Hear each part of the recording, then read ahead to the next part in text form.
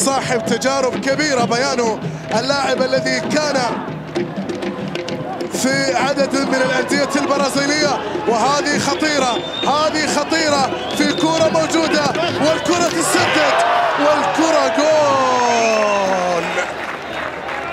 جول أول لمصلحة الوحدة الإماراتي، جول أول للوحدة الإماراتي. وفي غفلة من دفاعات الإخريطيات إسماعيل مطر يأتي بلمحة، يأتي بلقطة في كورة في شبكة خليفة أبو بكر وبإمكانيات كبيرة.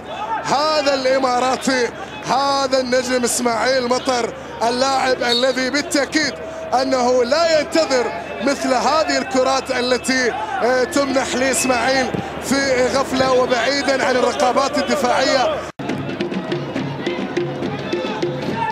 لا زالت الأمور في أرضية الملعب والكرة تتهيأ خطيرة. هوجو في تسديدة وبيانو في كرة.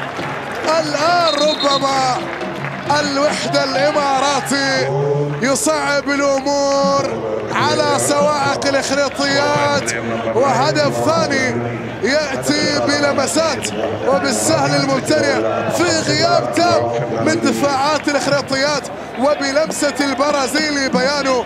أكيد عندك اسمين، هوجو وأيضا بيانو، واسمين كبيرين ويعطوا إضافة كبيرة للفريق.